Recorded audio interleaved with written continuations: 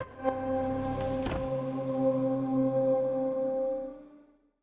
my name is Swery. I came from Osaka, Japan. So my studio is White House.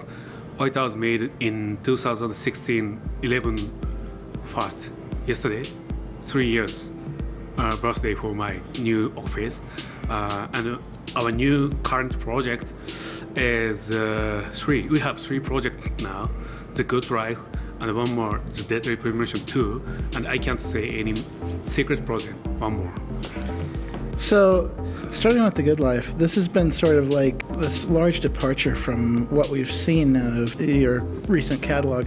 What has it been like to step away and move into this more almost relaxing sort of atmosphere that The Good Life presents? The Good Life を今回 So this is part of one of his challenges to become Swery 2.0. The game, appearance-wise, it looks less hard-boiled than some of his previous games, and that's there on purpose because he knows that a lot of people haven't wanted to play his games due to how dark or strange they may have looked, and so this is his challenge to create a new IP that can reach a wider amount of people. Another thing you should know is that even though the visuals for The Good Life look very cute, the story will be very Swery-esque. It'll have lots of death in it. Even beyond that, you've recently been collaborating with some other major artists in Japan, such as Suda. What has it been like to work with Suda on new projects?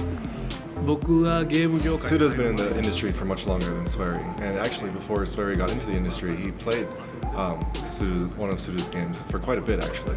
And so just the idea of getting to work with someone that he was once like a fan of is it's really a surprise for him. And it's very important that he makes sure that this is a success. It's been a very long time since Deadly Premonition 1, but it has gained such a cult following since then. What is it like to return to that universe and finally have this opportunity to sort of continue it? So yes, as he started working on DP2 and really sort of remembering what DP1 was like, and started writing, the characters that he knew that he created started sort of moving on their own, because it was as if he was looking into that world from the outside, but that world was something he had once created, but it had always been there, and he was peeking back in on it, for once in a while. And you mentioned this sort of this new stage of your career, which you referred to as Swery 2.0. There is that sense of like longtime fans who may come into your games expecting a sort of thing. Do you feel beholden to your original style in any way for those fans, or do you feel like this is a chance for you to break down those barriers and really experiment with what you do? So he doesn't feel beholden at all to any fans, and he's very grateful for all their support. The thing he's realized over the years is that people often praise his games for the story and the characters. Generally, people say that those are very good. But some people will say, but the games themselves aren't really that fun to play. And so his idea with going into Swery 2.0 was to win those people over as well, to make games that are, can still have the good story and characters, but also be fun to play as well.